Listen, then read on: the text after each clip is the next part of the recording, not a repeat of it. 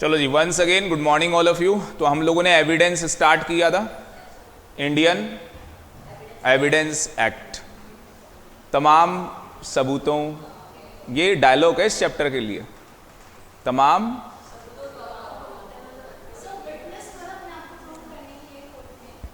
Witness क्या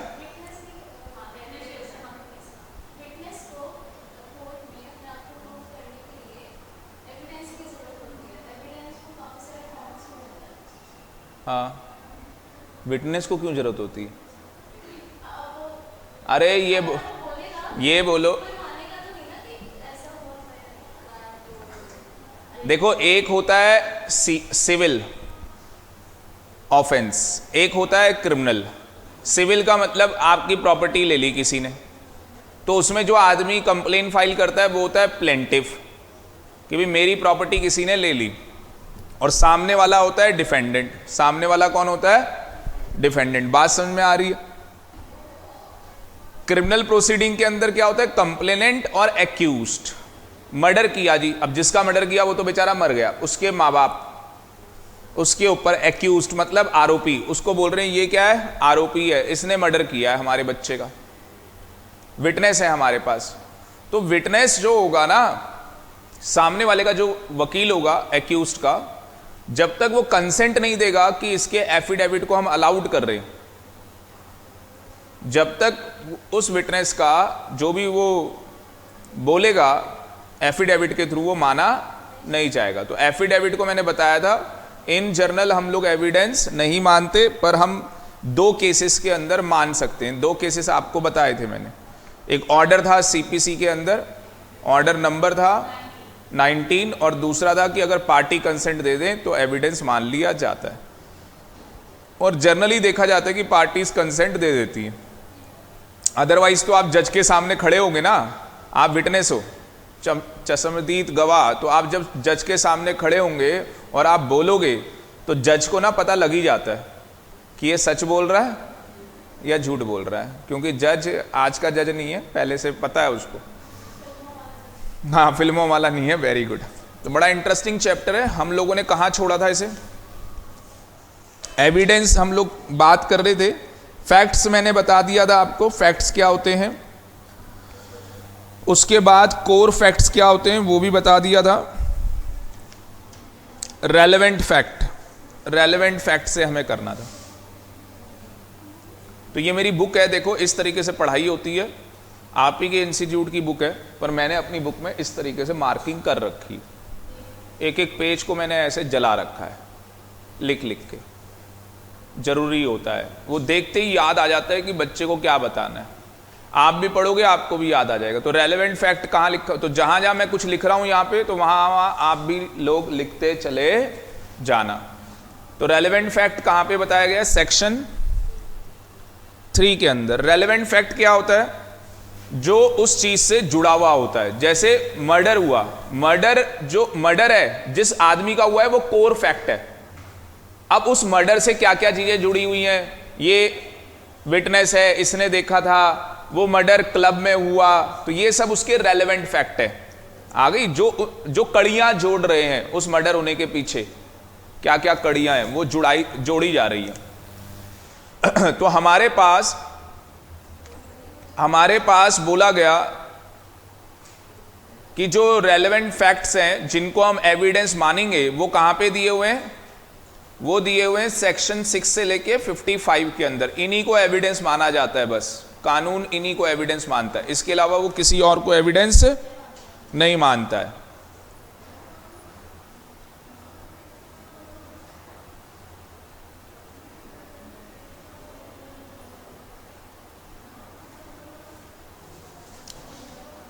तो अगर कोई पूछता है रेलेवेंट फैक्ट क्या है, तो आप बता सकते हो, one fact is said to be relevant to another when the one is connected with other, है ना? One is connected with other. तो ये कड़ियां, एक मर्डर जब होता है तो उसके अंदर केवल मर्डर नहीं हुआ है, उसके अंदर बहुत सारी बातें। वो क्लब में मर्डर हुआ, इस वजह से मर्डर हुआ, कुछ लोगों ने देखा, ठीक है, चाकू से मर्डर हुआ, ठीक है, या उसको कुछ खिला दिया, मार डाला उसको, ठीक है, कई बार मर्डर में साइंस भी इन्वॉल्व होती है, सीआईडी है ना, तो डॉक्टर साहब की भी जरूरत हमें पड़ती है, ठीक, सालमकी की जरूरत हमें पड़ जाती है। आगे जी बात समझ में।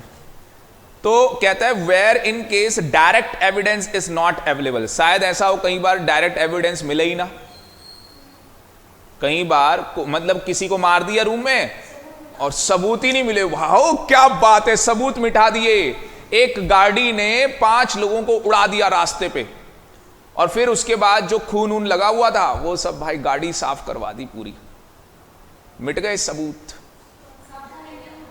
गुड, आ रही बातें समझे। तो कई बार क्या होता है कि एक कमरे में किसी का मर्डर हो गया या सबूत मिटा दिए गए, इन्होंने बड़ा अच्छा बोला, ठीक है जी, तो सबूत मिटा दिए, उस केस में क्या होता है मुस्कान, सरकमटांसल एविडेंस लिए जाते हैं। क्या लिए जाते हैं? सरकमटांसल एविडेंस। क्यों? शक हो गया, कल्लू के ऊपर शक हो गया। आप कल्लू को पूछेंगे कल कहां था, कल्लू कह रहा मैं तो अमेरिका में था, तो भाई दिखा अमेरिका में कौन से होटल में था, जो भी है तो वो दिखाएगा, मैं तो इस टाइम पे यहां पे था, तो शक दूर। तो लॉजिकल क्या बोल रहा है, logical relevance, legal relevance. Logical जो होता है वो वाइडर होता है, लॉजिकल क्या होता है बेटा, वाइडर होता है, और लीगल क्या होता है, नैरो होता है। जो लीगल होगा वो लॉजिकल होगा, जो लॉजिकल होगा वो जरूरी नहीं है कि लीगल हो, वो जरूरी नहीं है कि लीगल हो। देखो ध्यान से, लीगल क्या चीज होती है, जब किसी का मर्डर होता है तो सेक्शन लगा दिए जाते हैं कि भैया ये सेक्शन मर्डर का, ये सेक्शन घर के अंदर मर्डर करने का, ये बाहर मर्डर करने का, इसमें तुमने हथियार लिया था, रिवॉल्वर बंदूक से मर्डर किया था, तुम्हारे पास लाइसेंस था या नहीं, उसके भी सेक्शन लग जाएंगे, उसकी धाराएं वो सब, तो वो से क्या कहते हैं, लीगल कहते हैं, ठीक है ना। अब लॉजिकल क्या है, 50 साल पहले बताया था ना, वो कॉलेज के अंदर एक लड़का था, उसकी गर्लफ्रेंड थी, ठीक है, और वो बदला लेना चाहता है, आज आईएएस बन गया भाई साहब, ठीक है, और कुछ लोग हैं क्राइम ब्रांच के अंदर, वो कह रहे हैं नहीं यही इसी लड़के ने क्या किया है, मर्डर किया है, कोई उसकी गाड़ी बाहर नहीं दिखी, कोई कुछ नहीं दिखा, तो क्या एक लॉजिकल रेलेवेंस है, वाइडर सेंस है उसका, पर 100% वो चीज प्रूफ नहीं है, वो चीज 100% प्रूफ नहीं है। आ रही कुछ बात समझ में? A fact is logically relevant to another when it bears casual relation. कोई भी फैक्ट, कोई भी तत्व लॉजिकली रेलेवेंट होता है अनदर के लिए जब वो कैजुअल क्या होता है, रिलेशन होता है। जैसे ये बताया मैंने 50 साल पहले कॉलेज के अंदर, विथ अदर प्रोबेबल एग्जिस्टेंस और नॉन एग्जिस्टेंस के उसके चांसेस हो भी सकते हैं और नहीं भी हो सकते। कह रहा है all facts logically relevant are not, जरूरी नहीं है कि जितने भी लॉजिकली हो वो सारे के सारे रेलेवेंट हो, जरूरी नहीं है। हाउएवर लीगली रेलेवेंट होने जरूरी है, लीगली होने चाहिए, कानून के अकॉर्डिंग होने चाहिए। Relevancy of the act not a question of pure logic but of law and no fact. However logically relevant is received in evidence. Logically हम उसको एविडेंस कब मान सकते हैं, जब हम देखेंगे वो सेक्शन 6 से लेके कहां पे कवर होना चाहिए, 55 के अंदर, तो वहां पे बात करेंगे हम लोग, ठीक है, उन चीजों के अंदर हम लोग बात करेंगे। यहां पे मैंने एक बच्चे का भी एग्जांपल लिया, स्कूल के अंदर एक बच्चा क्या करता था, हाँ जी, वो दिवाली होती थी तो बम फोड़ देता था, और आज हमारे घर के बाहर उस लड़की, जो लड़की कंप्लेन करती थी उस लड़के की हमेशा, तो आज उसके घर के बाहर ब्लास्ट हो गया या उसका घर उड़ा दिया भाई साहब, और शक उस लड़के के ऊपर जा रहा है, क्योंकि वो हमेशा यही कहता था बड़ा हो जाऊंगा बदला लूंगा तुझसे, ठीक है, बम का बदला बम से लूंगा, ठीक है, आ गई बात समझ में। तो ये कहानी थी। और उसके बाद ये पढ़ लेना होमवर्क। फैक्ट इन इशू क्या होता है मैंने बता दिया आपको, फैक्ट इन इशू क्या होता है मैंने बता दिया आपको, आगे बात समझ में। और जज क्या करता है, इशू ऑफ फैक्ट। राम ने शाम को थप्पड़ मारा, राम ने शाम को थप्पड़ मारा, शाम ने राम से थप्पड़ खाया, वही चीज है ना, है अलग अलग। राम ने शाम को थप्पड़ मारा है, शाम को, तो शाम ने खाया है ना राम से, अलग अलग कहाँ है, सेम ही तो है। आ गई बात में। तो जो हमारा लॉ है वो क्या कर रहा है, हमारा लॉ वो इशू ऑफ फैक्ट करता है। वो क्या करता है, इशू ऑफ फैक्ट करता है कि भैया अगर थप्पड़ खाया है तो उसके लिए कौन सा सेक्शन है, उसके लिए क्या चीज है, वो तो वही चीजें बताएगा। तो ये तो मैं लास्ट टाइम पे डिफरेंस बिटवीन आपको लिखवा चुका हूं। जैसे मैंने इलिस्ट्रेशन में बताया था कि ए ने बी का मर्डर कर दिया है ना, ए ने बी का मर्डर किया, और क्या बोला यहां पे जब मर्डर हुआ है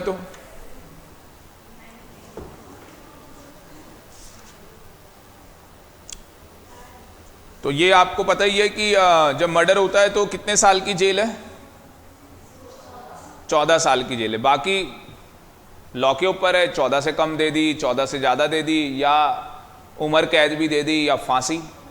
अब आप कहोगे सर फांसी, हाँ भाई साहब फांसी भी दे दी जाती है। अब आप कहोगे सर कई केसेस के अंदर वो सुनने को मिलता है कि प्रेसिडेंट के पास जा सकते हैं, तो हर कोई नहीं जा सकता, उस पर भी जाने का तरीका है, हर कोई आदमी नहीं जा सकता। टेररिस्ट एक्टिविटीज़ में इन्वॉल्व हो आप नहीं जा सकते। कसाब नाम सुना ही होगा, ठीक है, तो उसको तो ना जाने से भी मना कर रखा था।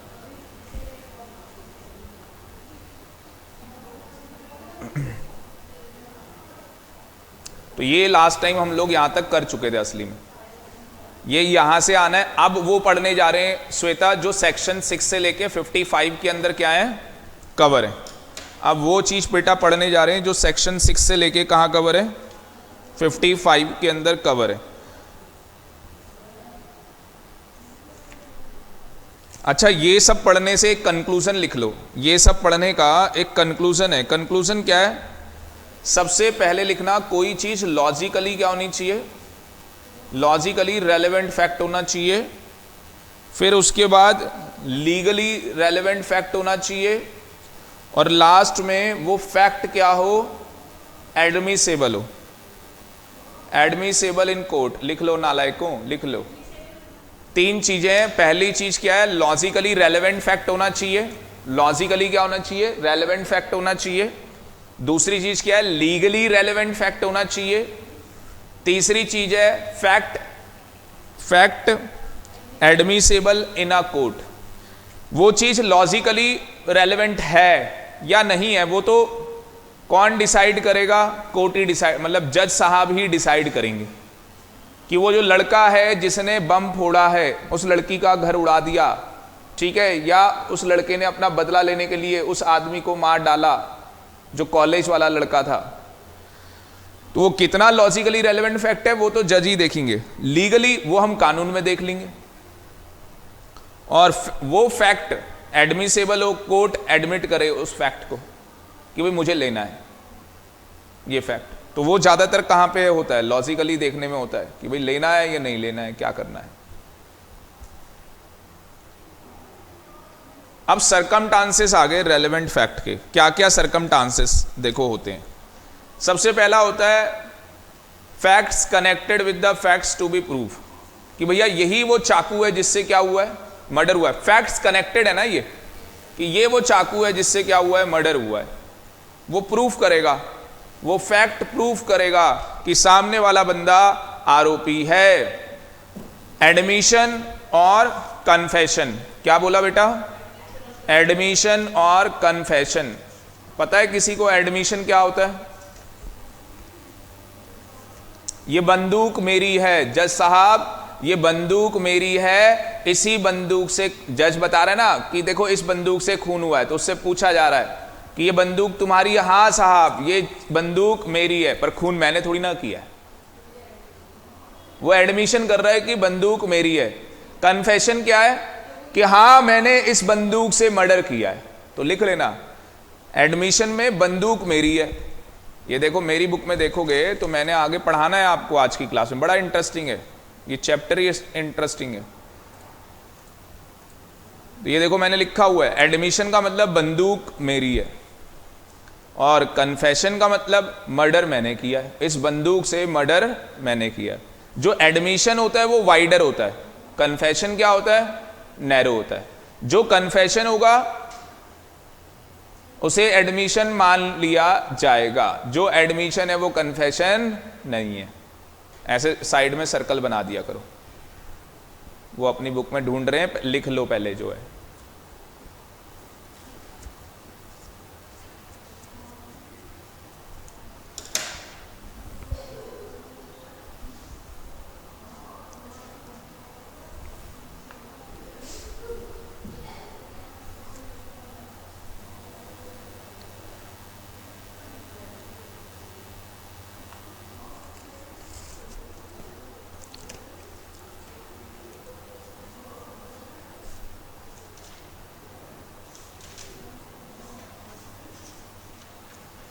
आप नहीं लिख रहे?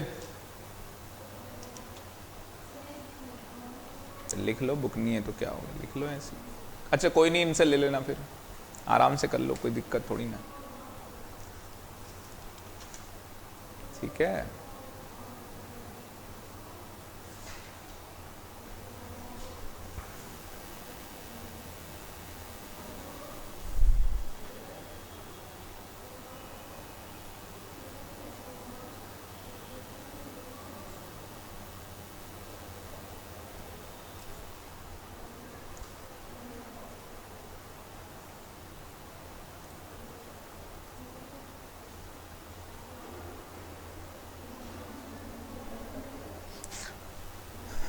एडमिशन जो होता है वो सीपीसी में भी होता है और सीआरपीसी के अंदर भी होता है। एडमिशन दोनों में होता है, सीपीसी सीआरपीसी दोनों के अंदर। कन्फेशन ओनली सीआरपीसी में होता है। कन्फेशन ओनली सीआरपी, क्योंकि मैंने आपको बताया था ज़्यादा स्ट्रिंजेंट है सीआरपीसी। ठीक है ना। उसके बाद statement by person who can not be called witness. किसी पर्सन की क्या है, स्टेटमेंट है, पर वो उसका विटनेस नहीं है। वो उसका क्या है, विटनेस नहीं है। असली में क्या है, मर्डर हो गया और उस आदमी का पास्ट ट्रैक रिकॉर्ड है, आज तक तो उसने मच्छर भी नहीं मारा है। आप कह रहे हो मर्डर किया इसने। जैसे कई बार सीरियल्स में भी देखा होगा, मेरे बेटे ने तो आज तक किसी से ऊंची आवाज में भी बात नहीं की, या जो भी ऐसे, और आप कह रहे हो इसने मर्डर कर दिया। मतलब समझे क्या वो चीज, मतलब बोल रहा है ना, स्टेटमेंट किसने दी है, एक पर्सन ने दी है। वो कोई विटनेस नहीं है कि उसने देखा या नहीं देखा। हाँ, डिफेंस में एक्यूज जो है उसके डिफेंस में बात किया जा रहा है। विटनेस जो होते हैं दो ही होते हैं, आपको बताया था। कौन कौन से विटनेस होते हैं? एक आई विटनेस बताया था और एक बताया था विटनेस। तो ये आई विटनेस नहीं है, ये आई विटनेस नहीं है, पर ये कैसा विटनेस है, जो एक स्टेटमेंट दे रहा है उसके पास्ट ट्रैक रिकॉर्ड में। भाई एक बार बताओ, कभी कुछ होता है ऐसा, पड़ोसी से पूछा जाता है ना भाई, जो उसका पड़ोसी है उससे पूछा जाएगा। आगे ही बात समझ में। Statement made under special circumstances. Statement made under special circumstances. कुछ ऐसे स्पेशल सर्कमस्टांसेस हैं जिसके अंदर आपसे क्या मांगी जा रही है, स्टेटमेंट मांगी जा रही है। वो ये मुझे बुला लिया, कॉलेज का लड़का हूं मोतीलाल का, मुझे बुला लिया जी वहां कोर्ट में कि ये राजेश इनके साथ रहता था, इसको भी बुला लो। ठीक है, इससे पूछते हैं तो मेरा भी तो ट्रैक रिकॉर्ड चेक करेंगे। ये कैसा पता लग रहा है, ये भी तो कोई दबंग आदमी नहीं है, अरे यार ये तो बड़ा शरीफ आदमी है। इसका मतलब, अच्छा कई बार होता है कई लोगों की ना स्टेटमेंट लॉ मेकर मानता है। अब समझ गए, जज साहब मेरी स्टेटमेंट को क्यों मानेंगे? अगर मैं दबंग आदमी हूं तो मेरी स्टेटमेंट वो नहीं मानेंगे। हाँ, दबंग समझ गए ना कैसे लोग होते हैं। ठीक है भाई लोग। How much a statement is to be proved. अब वो स्टेटमेंट कितना प्रूफ कर रही है कि एक्यूज ने ये काम किया है, ये ऑफेंस किया है। Judgment of court of justice when relevant. बताया था मैरिज के पहले 7 साल सुप्रीम कोर्ट ने बोला है कि अगर लड़की परेशान है तो डॉरी का चक्कर है। ससुर जाएंगे जेल, बेटा जाएगा जेल। आगे जी बात समझ, सब जेल जाएंगे भाई, फैमिली के जितने मेंबर ने परेशान किया लड़की को। अब कितने साल जाएंगे वो मत पूछो। उसके बाद एच में क्या है, करेक्टर, नहीं एक थर्ड गया, थर्ड पर्सन, यही वही है। वो कौन, पतिवम क्या बोल रहे थे, सालवंकी है, सीबीआई वाला जो आप बोल रहे थे, सीआईडी वाला। तो ये थर्ड पर्सन कौन है, हैंड राइटिंग एक्सपर्ट, डॉक्टर। कौन है ये third person, hand writing expert है या डॉक्टर है, हैंड राइटिंग एक्सपर्ट है या कौन है, डॉक्टर। लिख के बताना, कुछ लिखो, मैं आपको कुछ बता देता हूं आपके बारे में। लिखो, हैंड राइटिंग लिखो तो सही पेज पे, कुछ डॉक्टर वर्ड लिख के दिखाना।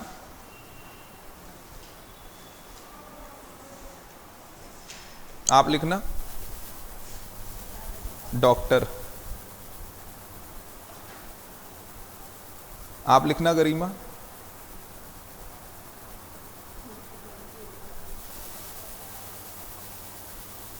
मतलब मेरे को देख के जल्दी में लिख रहे हो या जल्दी में हो? अच्छा, आप लिखना, हाँ दोबारा से लिखना एक बार, मतलब अदरवाइज मत लेना। तुमने लिखा था ना, दोबारा लिखना जरा। कुछ एक चीज है जो आप में ना किसी में कॉमन नहीं निकल रही हो।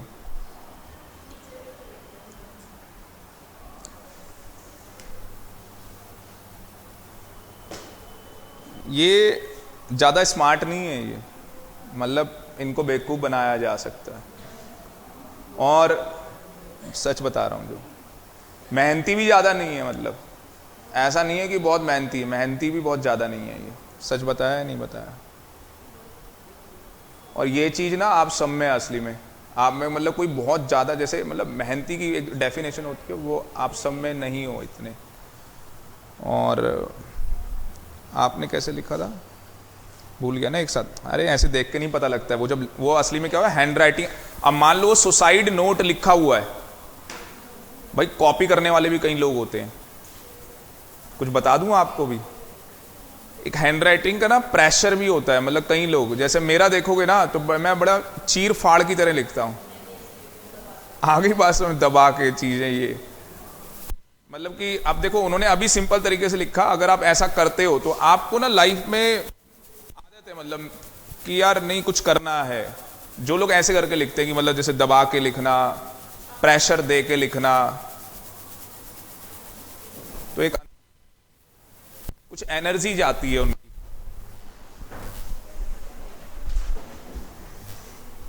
और जो बहुत आराम से लिखते हैं, मतलब बिल्कुल भी कुछ, मतलब बहुत ही आराम से लिखते हैं, बहुत पोलाइट काम लोग होते हैं, बड़े शांत लोग, बहुत ही ज्यादा आराम से लिखने वाले।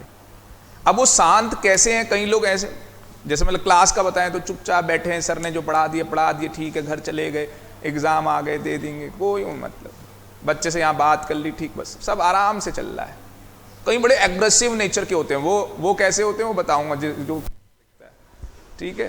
तो बड़े एग्रेसिव, पता लग जाता है कि बड़ा एग्रेसिव नेचर का ये। अच्छा मुझे बताओ, पढ़ाई के साथ साथ कुछ ऐसी चीजें भी तो पता होनी चाहिए ना यार लाइफ में। पढ़ाई पढ़ाई, कई बार क्या होता है, मैरिज जब होती है ना, उसके बाद क्या होता है, वाइफ या हस्बैंड जो भी है, या तो वो ये कहेगा हस्बैंड कि बस जिंदगी भर इसने पढ़ाई की है, या वाइफ कहेगी बस तूने बस पढ़ाई की है, उसके अलावा कुछ तो किया ही नहीं, कुछ नहीं आता, बताओ। या हस्बैंड कहेगा बस डिग्रियां ले ली तूने, पढ़ाई कर ली, आता तेरे को कुछ नहीं है। दूसरी चीजें भी भाई होनी चाहिए एक्स्ट्रा। जादू भी करूंगा किसी दिन, सिक्के गायब करने आते हैं मुझे, पता है ना आपको? नहीं पता ना? सिक्के गायब, अपने सिक्के लेके आना, गायब कर दूंगा। अब देखो ध्यान से, सीखने पड़ते हैं ना जादू क्या करें। ये थर्ड पर्सन समझ में आया, थर्ड पर्सन, ठीक है जी। तो हैंड राइटिंग एक्सपर्ट आप यहां पे लिख सकते हैं, डॉक्टर आप लोग यहां पे लिख सकते हैं, पोस्टमार्टम रिपोर्ट, यस और नो, ये भी तो बहुत कुछ कहती है। आप समझ रहे हो क्या हो रहा है? 6 से लेके, देखो कहां से स्टार्ट होना था श्वेता, 6 से कहां तक जाना था, 55 तक, 55 तक। इन्हीं को एविडेंस मानना है जज ने, ठीक है ना, इन्हीं चीजों को एविडेंस मानना है। लास्ट वाला क्या लिखा है, करेक्टर है ना पार्टी का, civil cases and the accused in criminal cases, past track record, ये लिख लेना। इसमें पास्ट ट्रैक रिकॉर्ड मतलब कि पुलिस में उसका कोई रिकॉर्ड तो नहीं है पहले से, पता लग रहा है इसकी तो आदत है, हर साल मर्डर कर देता है ये, ठीक है। एफ बता देते हैं बेटा, कहां दिक्कत आ रही है।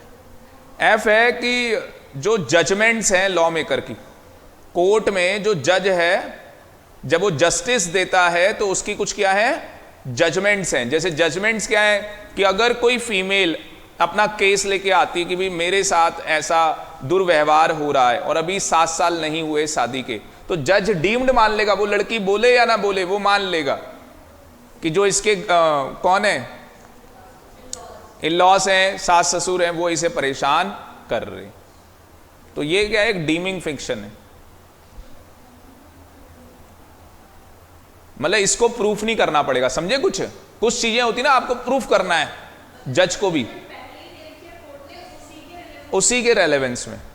तो कुछ चीजें क्या है कि भैया ये लिखा भी है उसी के रेलेवेंस में, तो जज साहब को क्या करना होता है, जस्टिस देना होता है। तो ऐसा नहीं है कि हर जस्टिस के लिए आपको कुछ चीजें प्रूफ करनी पड़ेंगी। कुछ चीजें हमने पहले ही प्रूफ कर रखी हैं, कुछ चीजें हमने इसके लिए कोई प्रूफ नहीं। अब वो चिल्लाते रहें, चीखते रहें कि नहीं हम तो ऐसा करते ही नहीं, पड़ोसी से पूछ लो, ये कर लो, वो कर लो। आ गई जी बात समझ में? पड़ोसी आपके सपोर्ट में, भाई साहब पता लग रहा है, जो सास ससुर हैं, और नहीं जी ये तो बड़े अच्छे हैं, इनकी बहू ही ऐसी है। आ गई बात समझ में? तो जज असली में क्या वही वाली बात है ना, फिर जज को लगना चाहिए कि नहीं आपका जेन्युइन केस है। इस बार कहते हैं ना गंगा उल्टी बह रही है, इस बार ये लड़की फायदा उठा रही है, ठीक है ना। ये कहानी अब बड़ा मजा आने वाला है। पहले 6, 7, 8, 9 3 सेक्शन पढ़ेंगे। तो पहले कौन से सेक्शन पढ़ने वाले? इस हेडिंग के लिए सेक्शन लिख लो 6, 7, 8, 9, और बाकी ये सारा छोड़ देना, ये कुछ करने की जरूरत नहीं। मतलब नीचे पढ़ना हो पढ़ लेना एक बार रीडिंग, पर छोड़ दो, कोई भी दिक्कत नहीं है। और जितने बताए थे पॉइंट उतने ही बहुत है। जितने भी पेजेस हैं इस मॉड्यूल के, जो भी है 400 450 पेजेस आप रट भी नहीं सकते, ये भी तय है। वो तो पता ही लग जाता है कौन कितना रट सकता है। सबसे पहला आ गया relevancy of facts connected with the facts to be proved. आ नहीं गया पहला वाला, सर्कमस्टांसेस में वो पहला लिखा था, देख लो यही तो लाइन लिखी थी। अब एक एक को एक्सप्लेन करूंगा। तो ये देखो ना, इसमें सेक्शन 6 से 16 है। अब मैंने कुछ तोड़े हैं, अभी कुछ अलग है असली में। अब ये एक एक करके एक्सप्लेन होगा डिटेल के अंदर, समझ रहे हो? अब पहला वाला आया है, अभी कहां गया? तो ये पहला वाला आया है, और ये पहले वाला क्या बोल रहा है? ये जो पहले वाला है, ये पहले वाला बोल रहा है facts connected with the facts to be proved. तो अगर जो मर्डर है, मर्डर क्या है? कोर फैक्ट है कि भाई किसी का मर्डर हो गया, बी का मर्डर हो गया।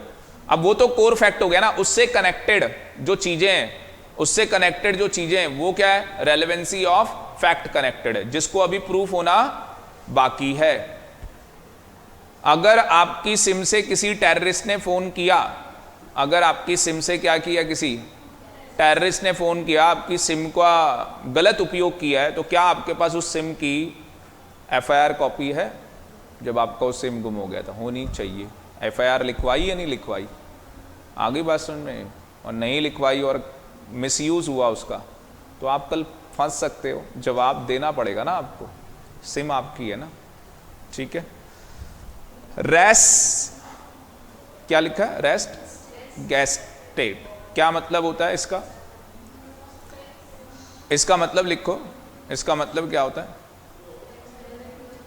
रेस्ट गेस्टेड का मतलब होता है, लिखो, present at the time of, present at the time of the transaction. ये बीटिंग लिखा है, मैं ट्रांजेक्शन वर्ड लिखवा रहा हूं। Present at the time of the transaction, present at the time of the transaction, और ऑब्लिक करके लिखना part of same transaction, oblique करके लिखना part of same transaction.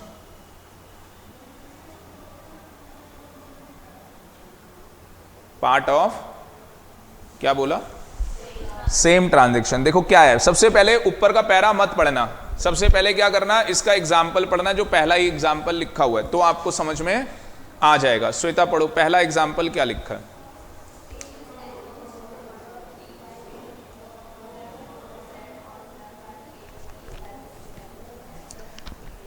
Standard में वर्ड काट दो, उसको लिख लो आई विटनेस। क्या लिख लो वहां पे काट के? आई विटनेस। इसका मतलब ही आई विटनेस होता है, सीधे आप आई विटनेस लिख लो। एट द बीटिंग,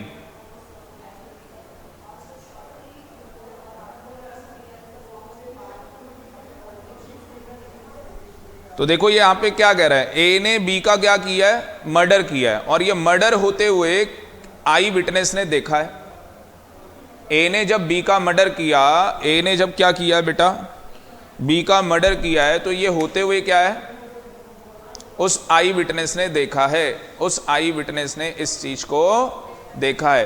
क्या मैं बोल सकते हैं कि जो रेस गेट से है, इसका मतलब क्या है? Forming a part of the transaction. क्या ये उसी ट्रांजेक्शन का पार्ट है? क्या सेम ट्रांजेक्शन का पार्ट है? यस। जो मर्डर हुआ है उसी की तो बात कर रहा है, तो अलग अलग की थोड़ी ना बात कर रहा है। तो जब एट प्रेजेंट सामने ही आपने देखो, यहां पे देखो क्या लिखा है, एक फैक्ट है which though not in issue are so connected with the fact in issue, are so connected with the fact in issue. तो फैक्ट इन इशू के साथ क्या है? वो कनेक्टेड है, and forming a part of same transaction है। जैसे क्या होता है? डिलीवरी ऑफ गुड्स का एग्जाम्पल है यहां पे। किसका एग्जाम्पल है? डिलीवरी ऑफ गुड्स का क्या एग्जाम्पल है? देखो, ए ने बी को गुड्स डिलीवर किए, ए ने बी को क्या किए? गुड्स डिलीवर किए। ए कहां का है? दिल्ली का है, और बी कहां का है? मुंबई का है। तो ए ने बी को क्या कर दिए? गुड्स डिलीवर कर दिए। बी कहता है मुझे तो गुड्स मिले ही नहीं, बी कहता है मुझे तो गुड्स मिले ही नहीं। बी इग्नोर कर रहा है, मना कर रहा है।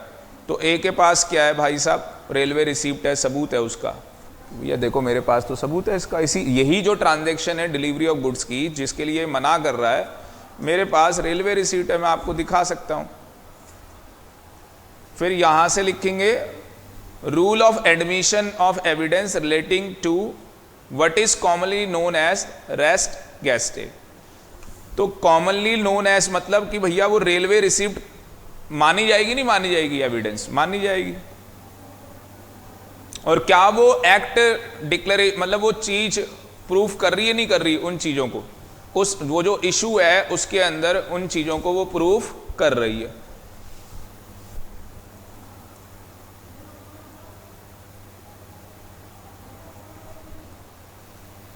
तो सबसे पहले कैसे समझना है सेक्शन 6 को? एग्जाम्पल से।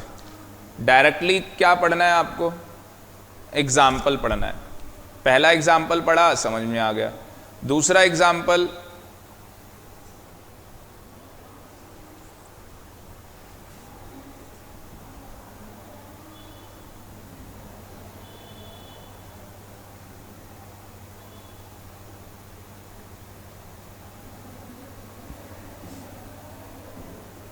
ये अच्छा गुड्स का एग्जाम्पल ये दिया हुआ, ये देख रहे हो आप? कहाँ है गुड्स का एग्जाम्पल? हाँ, डी। तो ऐसा करो, ये बाकी के एग्जाम्पल काट दो, दो एग्जाम्पल कर लो, बस दो एग्जाम्पल कर लो, और लास्ट में ये लाइन लिख के आनी पड़ेगी, thus the evidence about the fact which is also connected with the same transaction can not be said to be inadmissible. आप उसे इनएडमिसेबल नहीं कर सकते। वो रेलवे रिसीप्ट को आप इन मतलब कि सामने वाला सिखा, क्या बात कर रहे हो? यहां बताओ ना भी, यहां देखो आप मेरी बात को, अब एक साथ दो काम कैसे कर लोगे आप? तो जो सामने वाला वो डिनाई कर सकता है क्या कि ये रेलवे रिसीप्ट मैं नहीं मानता? तू क्या नहीं मानता है? उसने बनाई है रेलवे रिसीप्ट, जिसने गुड्स भेजे थे उसने थोड़ी ना बनाई है, वो तो जो रेलवे है वो बनाती है भाई साहब। तो इनएडमिसेबल नहीं कर सकते आप उस एविडेंस को सेम ट्रांजैक्शन के अंदर। आ गई बात समझ में? उसके बाद इसको यहां से मार्क कर लो।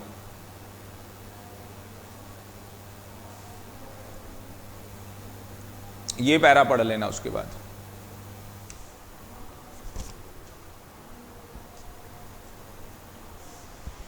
उसके बाद ये डॉक्ट्रिन जो है ये क्या बोलता है? Though not in issue are so connected with fact in issue as a form of the part of the same transaction and thereby become relevant like fact. मतलब कि सीधी सी बात है कि वो उस चीज के लिए क्या बन जाते हैं, रेलेवेंट बन जाते हैं। वो चीज क्या हो जाती है, रेलेवेंट हो जाती है। ये सेक्शन 7 है आपका। जो सेकंड पॉइंट है ये कौन सा सेक्शन है, सेकंड पॉइंट कौन सा है, सेक्शन 7 है। और सेक्शन 7 क्या बोलता है, देखो सेक्शन 7 भी बड़ा अच्छा है। सेक्शन 7 कहता है बैंक में चोरी हुई। और बैंक में चोरी क्यों हुई है, क्योंकि आप जब बैंक से पैसे निकालने जा रहे थे, लेने जा रहे थे, आपके घर में मैरिज थी और आपने अपने दोस्त को 3 घंटे पहले ही फोन पे बोला था कि मैं ना पैसे लेके आ रहा हूं बैंक से, 40 लाख रुपए जो भी है, 30 लाख, 20 लाख, 10 लाख, 5 लाख, जितने भी पैसे लेके आ रहा हूं। क्या शक जा सकता है कि जो वो नकाब पहन के जो लोग आए हैं बाइक में, जिन्होंने वो बैग लूटा है, शायद दोस्त नहीं बताया, वरना ऐसे किसको क्या पता था। वो ही उसका स्कूल का बैग था, वही लेके जा रहा था। वो कॉपी भी रखी हुई थी थोड़ी बहुत किताबें कि लोगों को लगे कि भाई चलो, या कॉलेज का बैग था, जो भी है। क्या fact constitutes the occasion, effect. देखो ओकेशन नंबर 1 वर्ड है, ओकेशन है। दूसरा वर्ड क्या है,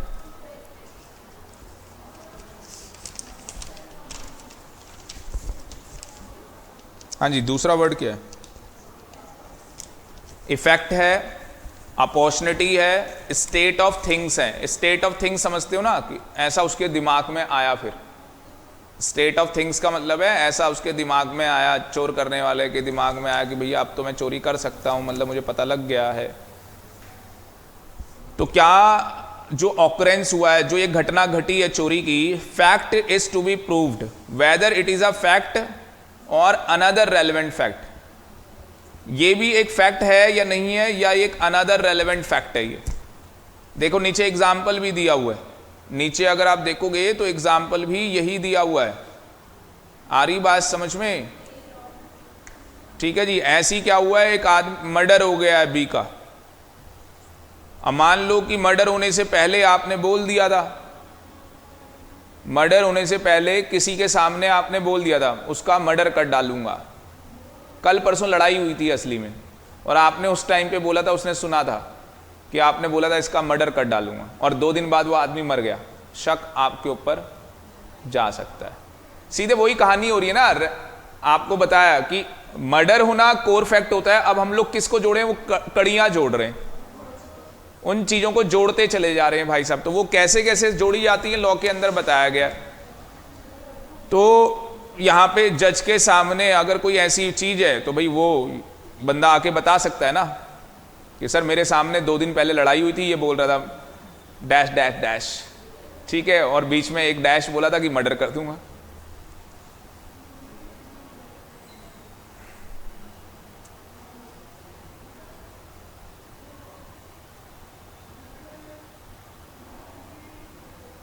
थर्ड बड़ा इंटरेस्टिंग है। थर्ड देखो, ये बस बाकी एग्जाम्पल हैं, एग्जाम्पल आप देख सकते हो। थर्ड बड़ा इंटरेस्टिंग है। थर्ड क्या है, सेक्शन 8 है, मोटिव, प्रिपरेशन एंड प्रीवियस और सब्सिक्वेंट कंडक्ट। बड़ी अच्छी चीज है, ध्यान से सुनना। क्या मुझे बताओ, मोटिव भी जरूरी होता है नहीं होता? अगर किसी का मर्डर हुआ है तो लॉ मेकर ऐसे ही नहीं कि उसे बस जेल में डाल दिया, जब तक मोटिव प्रूफ नहीं होगा कि इसने मर्डर क्यों किया है तब तक नहीं डालेंगे। और आप देखते हो कई सीरीज चलती रहती है जब तक वो मोटिव नहीं पता लग जाता। प्रिपरेशन, क्या किसी को मर्डर करने से पहले किसी का प्रिपरेशन होती है नहीं होती है, या ऐसी होता है कि बस हम खड़े हैं हो गया मर्डर? भाई तैयारी के साथ आदमी मर्डर करता है किसी का। आगे जी बात समझ में। प्रीवियस और सब्सिक्वेंट कंडक्ट हो सकता है। कंडक्ट वर्ड देखो क्या चीज है, ये देख रहे हो आप, कंडक्ट। कंडक्ट वर्ड का क्या मतलब है? Conduct means behaviour. कंडक्ट का मतलब क्या है? बिहेवियर है। कैसा बिहेवियर है बेटा? जो ये बिहेवियर है ये कैसा बिहेवियर है?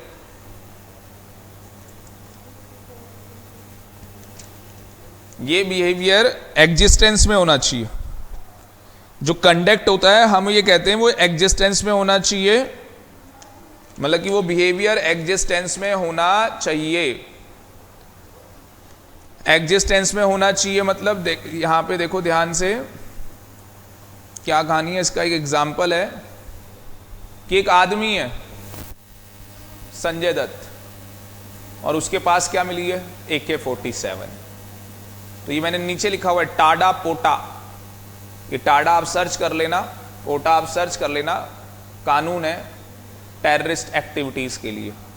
तो संजय दत्त जो जेल में गया था, तो आपके घर में आज भी अगर आपके घर में AK-47 मिल जाए तो भाई आप जेल जाओगे और कुछ नहीं जाओगे आप। ये वहां पे एक बिहेवियर हो गया ना आपका, एक ऐसा कंडक्ट जो कि आपके एग्जिस्टेंस में वो हथियार। आपके घर में ना गोले बारूद ये सब पड़े हुए हैं भाई साहब, पूरा भाई मान लो ये कमरा भरा हुआ है गोले बारूद से। ये क्या ड्रामा है।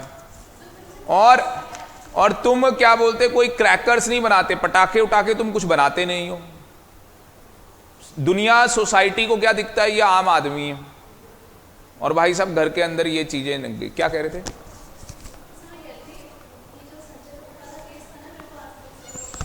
अच्छा मैं क्लास के, आपने मूवी भी देख ली क्या इसकी। मूवी में 1% सच्चाई है, सारा गलत है। एक ही सीन सही है जब वो एरोप्लेन से आता है, बाकी सब मसाला बना दिया। ये कहानी है। नहीं बस वो फ्लाइट वाला ही जो रियल है ना, रियलिटी जो है, जो फ्लाइट दिखाया गया बस वही सीन है, और तो सारे बनाए गए हैं सीन। अरे क्या होता है उसका, बस मूवी देख ली पता ही नहीं है। उसका बाप फोन करता है उसको, बाहर चला जाता है, उसको बोलता है तू यहां आ जा, तेरे को कुछ नहीं करेंगे, पूरा सपोर्ट मिलेगा तेरे को यहां।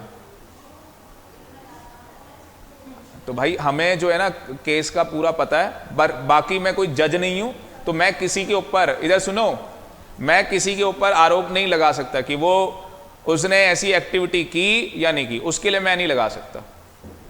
आप मूवी देख के संजय दत्त के फेवर में हो नहीं हो, मुझे उससे भी कोई मतलब नहीं है। आगे जी बात समझ में। सलमान खान ने भी ये कुछ किया है, मुझे भी उससे, मैं ऑन कैमरा बता रहा हूं, मुझे उससे कोई वो नहीं है। मैं कोई जज थोड़ी ना हूं भाई साहब, मैं एक आपको लॉ पढ़ाने के लिए आया हूं, बस लॉ बता रहा हूं आपको। बाकी की बातें आप बाद में पूछ सकते हो कि सर आपको क्या लगता था, ये है वो है। तो मोटिव, अच्छा ये जो होती हैं टेररिस्ट एक्टिविटीज, इसमें मोटिव वोटिव कुछ नहीं। मोटिव गया भाड़ में, प्रिपरेशन गई भाड़ में, तुम्हारे घर के अंदर AK-47 मिल गई, कहानी खत्म हो गई बस। आगे जी बात समझ में। लाल किले में, लाल किले नहीं सॉरी, ये जो हमारा है पार्लियामेंट, वो हुई थी ना गोलीबारी।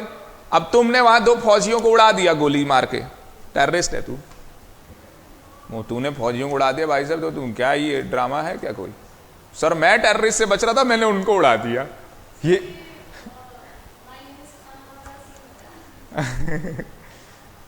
ठीक है ना।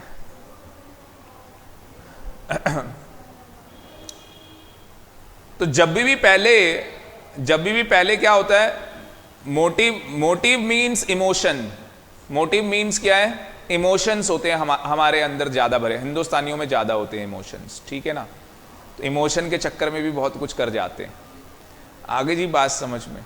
फर्स्ट स्टेप, हर जो भी इन्वेस्टिगेशन होती है उसका पहला स्टेप ही ये होता है, मोटिव ढूंढना। जब भी देखा होगा सीबीआई के पास केस जाता है, सीबीआई पहले मोटिव ढूंढता है, क्यों मारा होगा, क्यों मारा होगा। तलवार मूवी, अपनी लड़की को मार दिया उन्होंने, क्यों मारा, ठीक है। जेल भी गए, मम्मी पापा 4 साल जेल भी रह के आए, ठीक है, फिर उसके बाद रिहा भी हो गए, मूवी भी बनी है,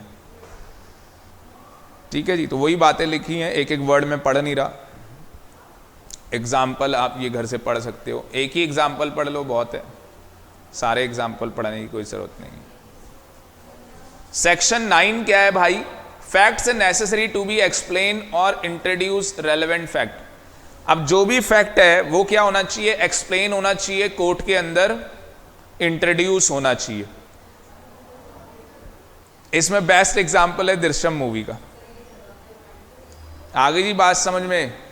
और ये देखो कितना अच्छा है, देखो which are necessary to explain, which are necessary to explain. अब दृश्यम मूवी में जो भी कुछ हुआ, क्या हुआ?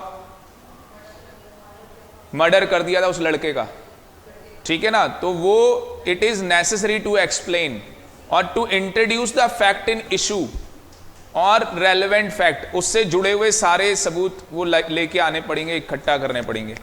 विच सपोर्ट और रेपुट, रेपुट का मतलब कि क्या बोलते हैं, या तो वो सपोर्ट में होंगे या तो वो किसी चीज को गलत साबित करेंगे। तो दृश्यम मूवी में कई चीजों को गलत साबित कर रहे थे, जैसे उन्होंने कहा कि जी उस दिन तो हम यहां पे थे ही नहीं, हम तो पणजी गए हुए थे, और 4 फैमिली के लोग थे, अजय देवगन, उसकी वाइफ और एक लड़की और उनकी खुद की एक छोटी सी बच्ची, और चारों ने सेम स्टोरी सुनाई। और मजे की बात क्या कि जिन लोगों से ये मिले उन्होंने भी सेम स्टोरी बताई, और ऐसा सब कुछ 5वीं फेल ने किया। अजय देवगन ने उस मूवी में, वो 5वीं फेल है, वो बस एक काम जानता है, और वो काम क्या होता है, बस वो मूवी देख के वो बना देता है वो काम, ये कहानी, ठीक है जी। तो भाई ऐसे भी लोग होते हैं जो मूवी देख के ये काम कर लेते हैं। आगे की बात समझ में कोई दिक्कत इसके अंदर? तो ऐसा भी हो सकता है कि आप सपोर्ट हो रहा है किसी चीज का, या आप साबित कर रहे हो, गलत साबित कर रहे हो किस चीज, कोई ऐसे फैक्ट है उसके अंदर जिनको आप गलत साबित कर रहे हो। आइडेंटिफाई ऑफ अ पर्सन, भाई पासपोर्ट होता है, पासपोर्ट से आइडेंटिफाई किया जाता है। अब आप बोलो कि मैं अमेरिका में गया हुआ था तो मेरा वीजा होगा आपका उसका, आगे जी बात समझ में, तो वो वहां से प्रूफ हो जाएंगी वो चीजें। कहानी समझ में आ रही है?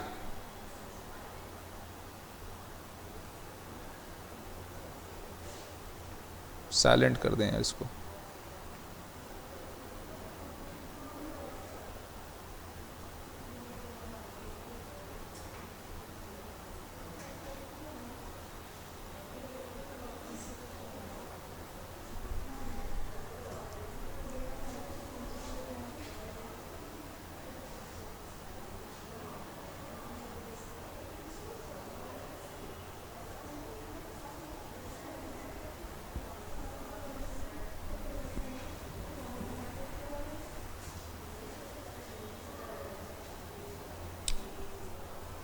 तो identify of a person, things whose identity is relevant, time उस चीज का, प्लेस जिस जगह से, और लास्ट में वो लड़की छोटी वाली बच्ची बता देती है कि वो कहाँ पे है, पर वहां से डॉगी निकलता है। बड़ा खतरनाक काम होता है।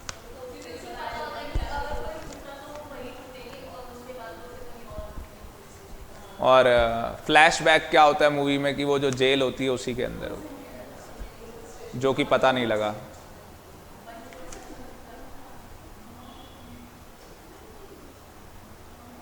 तुमने भी देखी है? तो आज जाके, अच्छा देख भी नहीं सकते, अब तो पेपर है ना तुम्हारे।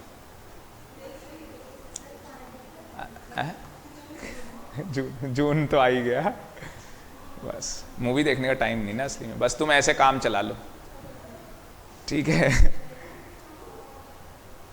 Show the relation of the parties by whom the facts was transacted, भाई क्या रिलेशन है पार्टीज का आपस में उन चीजों के साथ।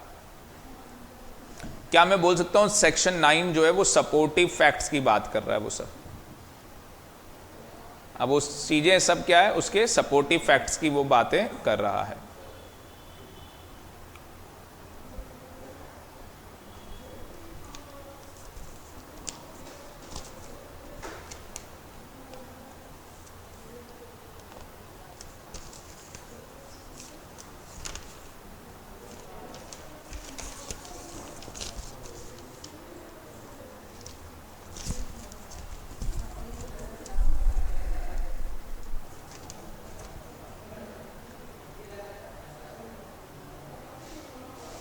इसके अंदर बस घर से यही एग्जाम्पल पढ़ना, एक ही एग्जाम्पल पढ़ना। डी डी डी नंबर है।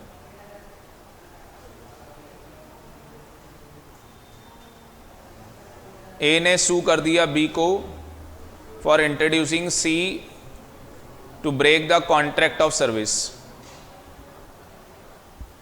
असली में क्या हुआ है, A sue B for introducing C to break the contract of service. वो एम्प्लॉई है ना, अब मान लो कि आप किसी कंपनी में काम करते हो और आप उसकी कंपनी छोड़ देते हो। क्यों छोड़ देते हो? आपको बेटर ऑफर मिल रहा है, यहाँ जितने मिल रहे थे उससे ज़्यादा मिल रहे, छोड़ो गई। और आप उसकी कंपनी के एम्प्लॉयर के ऊपर केस कर देते हो कि भाई तूने इसको क्यों रख लिया, इसने तो मेरा कॉन्ट्रैक्ट ऑफ सर्विस क्या किया, ब्रीच किया है मेरे साथ। आगे जी बात समझ में?